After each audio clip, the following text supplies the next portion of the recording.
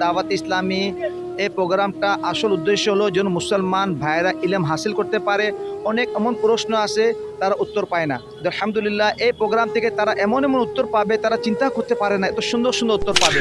উদ্দেশ্য হলো যে বিশেষ করে ইলমে দিনের চর্চা, মানুষের কাছে ইলিমের নূরকে পৌঁছিয়ে দেওয়া, যে ইলমে দিনের চর্চার মাধ্যমে মানুষ ইলিমের দিকে ধাবিত হবে এবং ইলিমের চর্চা করবে, এর দ্বারা ইলিমের প্রচার প্রসার হবে। এবং আসসালামু আলাইকুম। ওয়ালাইকুম আসসালাম ওয়া রাহমাতুল্লাহি ওয়া বারাকাতুহু।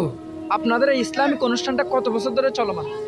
আলহামদুলিল্লাহ, দাওয়াত ইসলামী একটি অরাজনৈতিক সংগঠন, সারা বিশ্বব্যাপী এই সংগঠনের কার্যক্রম জারি রয়েছে। আলহামদুলিল্লাহ, আমাদের এই প্রোগ্রামটা প্রায় 12 বছরের অধিক চলতেছে, বাংলাদেশের মধ্যে প্রথম আলহামদুলিল্লাহ। এবং বিশেষ করে অনেক জায়গায় এই জ্ঞান জিজ্ঞাসা প্রোগ্রামটা অনেক জায়গায় হয়েছে, ফাইনাল হচ্ছে।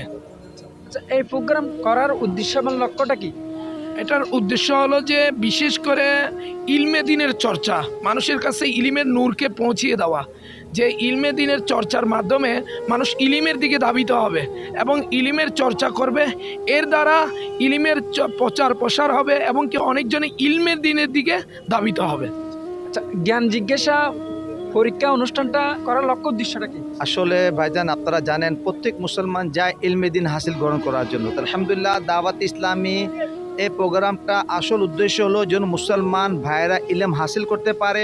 অনেক এমন প্রশ্ন আছে তারা উত্তর পায় না। আলহামদুলিল্লাহ এই প্রোগ্রাম থেকে তারা এমন এমন উত্তর পাবে তারা চিন্তা করতে পারে না, এত সুন্দর সুন্দর উত্তর পাবে।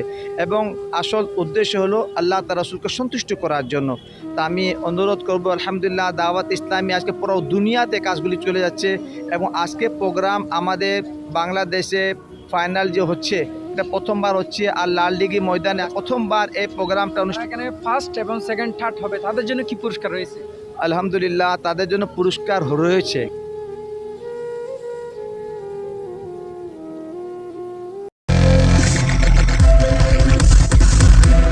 CTG-TV 24 বিশ্ব জুড়ে চট্টগ্রাম সত্যের সন্ধানে নির্ভীক আমরা।